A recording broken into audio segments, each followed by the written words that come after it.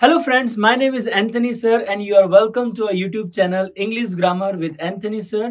और यहाँ पर आपको Maharashtra state board, CBSE board, spoken English, competitive exam, English grammar के रिलेटेड हर एक प्रकार के वीडियोस आपको मिल जाएंगे। तो आप हमारी चैनल पे आपका स्वागत है। और आज के वीडियो से हम लोग शुरुआत कर रहे हैं एक नया सीरीज जिसमें हम लोग राइटिंग स्किल के लिए जो अलग अलग प्रकार के जो लेटर राइटिंग होते हैं उसमें हम लोग सीखने जा रहे हैं। ठीक है, तो आज से ये सीरीज चालू होगी और हर रोज आपको एक अलग टाइप का जो लेटर राइटिंग है वो आपको दिया जाएगा, जो आप स्टडी करोगे और एग्जाम में आप अच्छे से मार्क्स लेकर आओगे। तो आइए हम लोग शुरुआत करते हैं आज लेटर राइटिंग की। और सबसे पहले है letter to the bank manager. Okay, so that is our first topic. आज का जो लेटर है वो बैंक मैनेजर को जब लिखा जाता है तो वो क्या होता है, उसके पहले मैं आपको थोड़ा ब्रीफ इंट्रोडक्शन दे देता हूं कि जो लेटर होता है that is supposed to be written as a formal और informal। फॉर्मल या तो इनफॉर्मल फॉर्मेट में लिखा जाता है। इनफॉर्मल जो कि हमारे रिलेटिव्स होते हैं, जो फ्रेंड्स रहते हैं, उन लोगों को इनफॉर्मल लैंग्वेज में लिखा जाता है। और फॉर्मल लेटर जो होता है वो जनरली एक ऑफिस को लिखा जाता है, एक ऑथोराइज्ड पर्सन को लिखा जाता है, जो कि एक ऑफिशियल डॉक्यूमेंट बन जाता है। ठीक है, और जो फॉर्मल लेटर होते हैं उसके अंदर बहुत सारे टाइप होते हैं, जैसे कि कंप्लेन लेटर आ गया, जैसे कि लेटर टू द एडिटर आ गया, जैसे कि बैंक मैनेजर को लेटर लिख रहे हो, कोई जॉब के लिए तुम अप्लाई करो। वो सारे जो लेटर के फॉर्मेट है, वो सारे जो लेटर है वो फॉर्मल लेटर है। और हम ये सीरीज में वही डिस्कस करने वाले हैं कि अलग अलग प्रकार के जो फॉर्मल लेटर होते हैं उसका राइटिंग का पैटर्न क्या होता है, क्योंकि थोड़ा बहुत चेंजेस आता ही है। तो हम लोग आज से वही सीरीज चालू करने वाले हैं और आज से एटलीस्ट 20 to 25 वीडियो सिर्फ और सिर्फ आपको लेटर राइटिंग के ऊपर मिलेंगे, जिसमें हर एक प्रकार के लेटर राइटिंग हम यहाँ पर डिस्कस करेंगे। So let's see letter to the bank manager. अभी जब बैंक मैनेजर को लेटर हम लोग लिखते हैं तो वहां पर क्या लिखना होता है हम लोग देखेंगे। सबसे पहले तो letter to the bank manager होता क्या है। Nowadays everyone has a bank account, सबके पास बैंक अकाउंट है and there are various operation, अलग अलग प्रकार के ट्रांजैक्शन उसमें होते हैं, जैसे कि एटीएम कार्ड इश्यू करना, री इश्यू करना, या तो फिर बैंक का स्टेटमेंट होता है, या तो फिर चेक बुक री इश्यू करना, अकाउंट ट्रांसफर करना। वो हर एक प्रकार के इश्यूज जो आते रहते हैं उसके लिए हम लोगों को बैंक के साथ हम लोगों को लेटर लिख के अप्लाई करना पड़ता होता है, एक एप्लीकेशन लिख के देनी होती है। तो वही लेटर हम लोग देखते हैं। और जो बैंक में जनरली जो लेटर लिखे जाते हैं वो कुछ इस प्रकार के होते हैं। Letter to the bank to issue an ATM, ATM issue करो, या तो री इश्यू करो, या तो कैंसिल करो, या तो लॉस्ट हो गए हैं उसको बंद करो, वो इश्यू रहते हैं। फिर उसके बाद स्टेटमेंट रहते हैं। स्टेटमेंट जनरली 1 महीने का रहता है, 1 साल का रहता है, ऑडिट के पर्पज के हिसाब से रहता है। Next one is issue of cheque book. जब तुम्हें चेक बुक की जरूरत पड़ती है तुम्हें लेटर लिख के बताना पड़ता है। और जनरली आजकल तो फॉर्म भी आ गया है, जो फॉर्म फिलअप करके दे दो वो लोग तुम्हें दे देंगे। पर अगर तुम्हें बड़ा चेकबुक चाहिए जिसमें 50 लीव्स होते हैं तो तुम्हें एप्लीकेशन के साथ अप्लाई करना होता है। फिर उसके बाद ट्रांसफर योर बैंक अकाउंट, तुम्हें बैंक अकाउंट ट्रांसफर करना है, उसके लिए एक लेटर एप्लीकेशन तुम्हें लिखना होता है।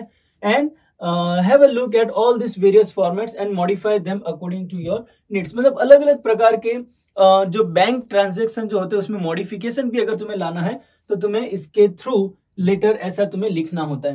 ओके, तो आइए हम देखते हैं कि एक फॉर्मेट मैंने यहाँ पर लिया है कि अगर तुम्हारा एटीएम कार्ड तुम्हें इश्यू करना है, ओके, तुम्हें एटीएम कार्ड की जरूरत है और तुम्हें बैंक को लेटर लिखना है तो तुम कैसे फॉर्मेट में लिखोगे। तो सबसे पहले यहाँ पर देखते हैं, ये पूरा एग्जाम्पल यहाँ पर मैंने लिया हुआ है। यहाँ पर हमें हमारा एड्रेस वगैरह लिखने की जरूरत नहीं होती है, क्योंकि ये जो लेटर होता है ना वहां पर एक सिर्फ एप्लीकेशन टाइप होता है और जनरली हैंड ओवर भी कर सकते हैं। तुम्हें वहां पर डायरेक्टली पोस्ट करने की जरूरत नहीं होती, एक एप्लीकेशन फॉर्मेट में तुम दे सकते हो। कुछ लेटर ऐसे होते हैं जो कंपलसरी तुम्हें पोस्ट करना होता है, कुछ लेटर ऐसे होते हैं जो तुम डायरेक्टली उनको हैंड ओवर भी कर सकते हो, वो एक्सेप्ट कर लेंगे। तो यहाँ पर भी एक ऐसा ही लेटर है जिसको पोस्ट करने की जरूरत नहीं, डायरेक्ट हैंड ओवर कर सकते हो। तो यहाँ पर तुम्हारा एड्रेस लिखने की जरूरत नहीं, डायरेक्ट ही तुम्हें टू लिखना है। ठीक है, टू लिख के तुम किसको लिख रहे हो, बैंक मैनेजर को लिख रहे हो। ठीक है, और यहाँ पर कोई व्यक्ति का नाम नहीं आएगा, पर जो ऑफिस में काम कर रहे हैं वो मैनेजर की ऑफिस है तो उसको हम लोग लिखेंगे, याद रखिएगा। और वहां पर द लिखना कंपलसरी है। और फिर उसके बाद यहाँ पर बैंक का नाम होता है, जैसे कि बैंक ऑफ बड़ौदा।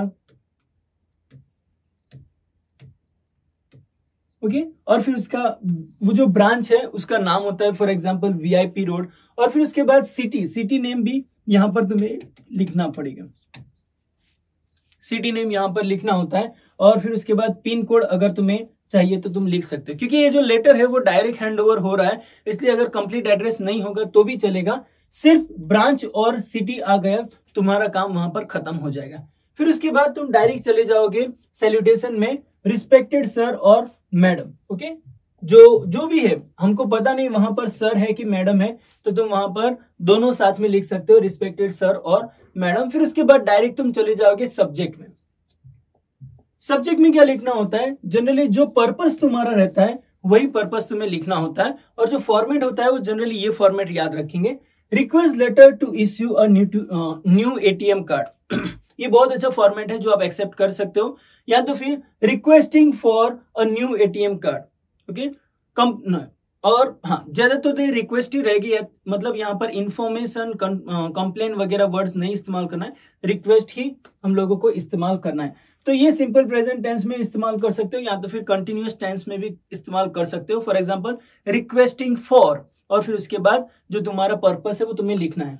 ओके, अभी जो बॉडी पार्ट होता है उसमें बहुत इंपॉर्टेंट इंफॉर्मेशन कौन सी होती है वो हम लोग देखेंगे। यहाँ पर तुम्हें बताना होता है कि तुम वो बैंक के अकाउंट होल्डर हो, क्योंकि तुम कोई भी बैंक में एटीएम इश्यू नहीं कर सकते। तो तुम्हें शुरुआत क्या करनी होती है, I had open an account in your, bank का नाम है।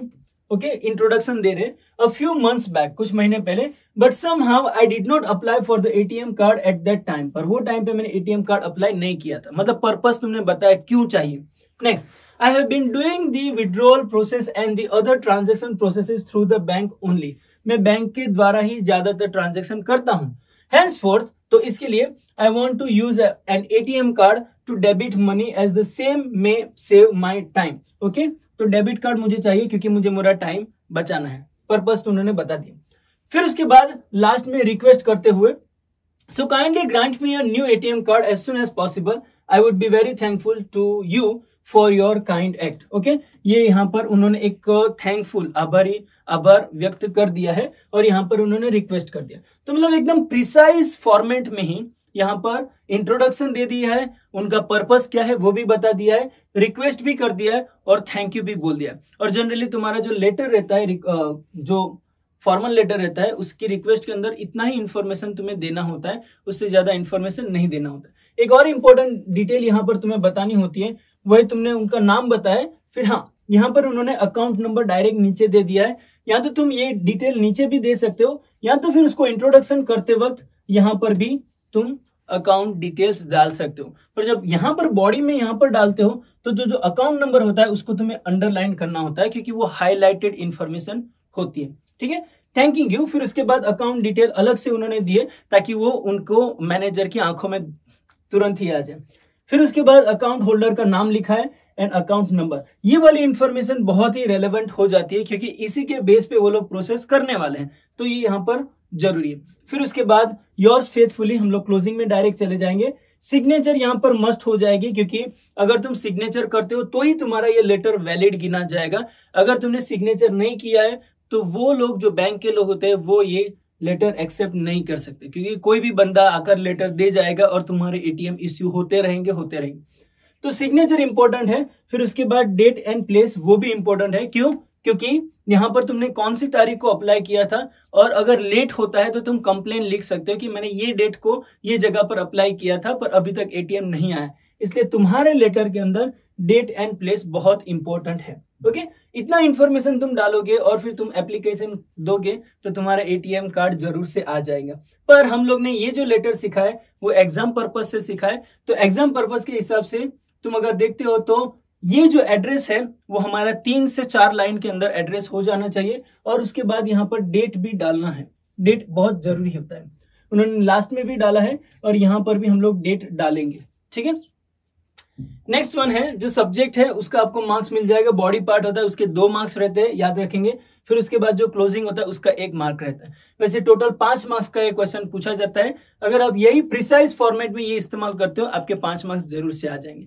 तो उसी प्रकार से जैसे कि हम लोग ने issue of new ATM card इस्तेमाल लिखा है, तो वैसे ही जो बाकी के जो टॉपिक है, issuing of bank statement, issuing of bank cheque book है, फिर transferring my account to another account, वो सारी इंफॉर्मेशन के लिए लेटर सेम फॉर्मेट के अंदर लिख सकते हैं। सिर्फ बॉडी पार्ट में थोड़े सेंटेंसेस चेंज करने होते हैं और थोड़ा इंफॉर्मेशन ऐड करना होता है, थोड़ा इंफॉर्मेशन निकालना होता है, बस उतना ही है। अगर आप ये फॉलो करेंगे तो अच्छी तरह से आप ये लेटर लिख पाओगे। आई होप आपको ये अच्छी तरह से समझ में आ गया होगा, और अगर कुछ डाउट है तो आप फिर भी हमें कमेंट में लिखकर भेज सकते हैं, हम आपकी जरूर से सहायता करेंगे। आज के लिए बस इतना ही। Thank you so much, bye bye.